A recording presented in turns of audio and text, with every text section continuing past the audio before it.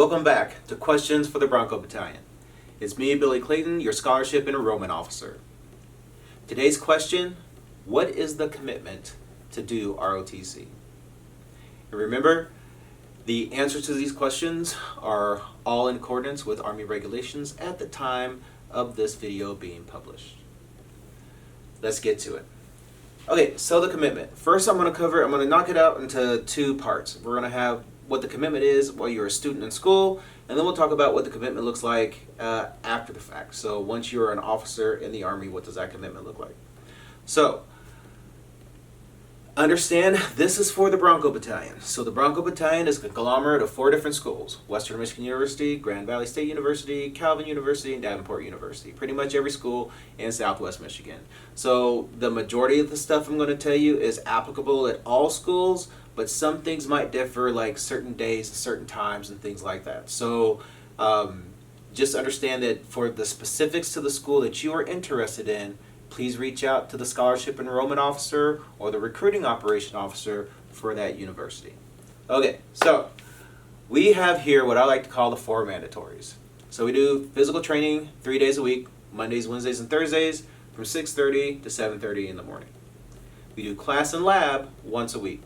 So as a freshman, that class is going to be the things that you would have learned if you would have went to basic training, because officers don't go to basic training. We are your basic training. But we're going to teach you the Army values, warrior ethos, time management, organizational skills, customs and courtesies. We're going to teach you all the things that every soldier needs to know to be in the Army. So you're going to get that training your freshman year. And as we start slipping to the end of the freshman year, we'll start throwing in some of those basic officer skills. So that's pretty much the class. The lab is all of our hands-on stuff. So that's where we'll do drilling ceremony, basic rifle marksmanship, land navigation, squad level tactics, platoon level movements. All that stuff happens during the leadership lab. And everybody does lab together. So from freshman to senior, everybody does labs together.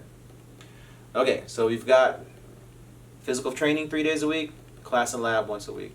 Once a semester, we have what's called a field training exercise. And that's typically a Friday, Saturday, and Sunday. And what that is where we take the things that we do on campus and we expound on them. So, on campus, we'll teach you how to use a map, we'll show you how to use a compass. Out of the field training exercise, you'll do the land navigation course. So it's things like that. And then, between your junior and senior year of college, you have something called Advanced Camp. That is your ROTC capstone. It's a 30-day, all-expenses-paid trip down to sunny Fort Knox, Kentucky. And when you come back, you are a senior and a cadet officer in the program. So as the cadet officer, you actually provide the resources and the plannings to the juniors who teach the leadership labs to the freshmen and the sophomores. And that's how we do it here at the Bronco Battalion. So, as you start making your way through the program, you will notice that your level of responsibility will continue to increase. Whether you want it to or not, it's going to continue to increase until you're ready to step out of our program into the ranks of being an Army officer. So that is your commitment while in school.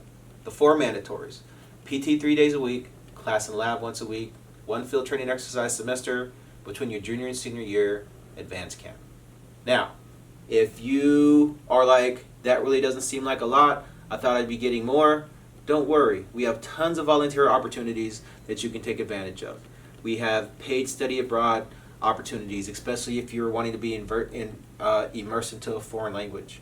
We have our own groups and clubs like Color Guard, Rifle Team. We have a run club that does the Army 10-miler and Kalamazoo Marathon every year. We have a Ruck March club that has done the Baton Death March. We've got rifle teams. We have a cannon crew that fires our ceremonial cannon at our football games and around the community for community events. There's a lot of different things that you can get into. We have what's called a Ranger Challenge team that is our almost like our intramural sports team that competes with other ROTC programs to see who's the best at tactics. And we have a group called the Western Rangers Organization, whose purpose is to help prepare you for specialty schools like Ranger Schools, Special Forces. So we have a ton of different things. It all just depends on how dirty you want to get. But if you want to come to your local university and be part of the Brown Squirrel Watching Club, you can come to the school and watch all the brown squirrels you want. Your life at a university does not have to be solely ROTC. You still get to be a college student and do college student things, and that's what's the difference of an ROTC program and something like a West Point or any of the academies. You actually get to be a college student. We are not everything there is to do with college. We're just a part of your college experience. So you can still be in fraternity sororities, you can still be a student athlete, you can still do all the things that all your other college peers get to do. Alright, so that covers the commitment while in school. So now let's talk about the commitment once you commission as an officer. Now, there are a couple different ways. There's what's called components. There's 3 components to the Army. Full-time service is active duty, and then we have 2 part-time options, the National Guard and the Army Reserve. So, your initial commitment to the military, once you commission, is an 8-year service commission. Now, you hear 8 years, you're like, oh my goodness, this is ridiculous. There's no way. But let me put it in context for you.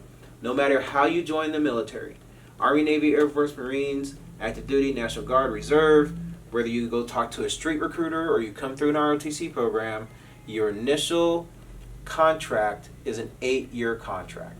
Now, how much of that you serve with the uniform on versus the uniform off will depend on your pathway. And I'm specifically going to cover ROTC. Yeah, words are hard. All right, so active duty. If you come through the ROTC program and you get selected for active duty and you are on an ROTC scholarship, it's 4 years of mandatory service.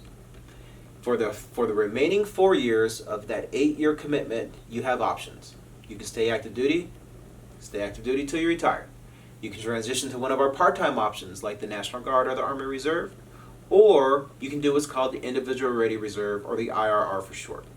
So what that means is you take the uniform off, you don't report in, you go find yourself a civilian job, we pretty much leave you alone, you don't get paid, but if something was to happen and we call you, you have to come back. And the last time we've called people back off of IRR was 9/11. So that's to be something very significant. They're not going to call you back because Steve decided not to come to work that day. Okay? So it's four years of mandatory service, 4 years in one of those other options if you're on an ROTC scholarship. If you're not on an ROTC scholarship, it's 3 and 5. So 3 years of service and then 5 years in one of those other options. Now, if we go into the National Guard or the Army Reserve, so our reserve forces. If you are not on an ROTC scholarship, it is 6 and 2. So 6 years of service, 2 years in IRR. And if you are not, or if you do come through the program on a scholarship, then you're going to do all 8 years of your time in service at that 1 week in a month, 2 weeks a year that you hear about on the TV commercials. The only caveat to that is if you want to be an Army aviator. If you want to be an Army aviator, it's 10 years. So you're going to owe us 10 years for flying. And then there are other things depending on, like if you decide to go to med school after the fact, or if you're trying to be a doctor, physician, lawyer, pharmacist, any of those things that need professional degrees, and you're trying to get the military to help you cover the expenses for that, those could also add additional service time to your mandatory service period. But those are on a case-by-case basis, so if you do have those questions, feel free to reach out, and I'd be happy to answer those for you. So that's it. That's the commitment. That's the commitment in school and the commitment out of school once you become an officer. If there are some questions that you'd like to see answered, go ahead and throw those down in the comments, and maybe one day we'll be answering your question. And make sure you follow the information by liking and subscribing. And as always, Broncos lead the way.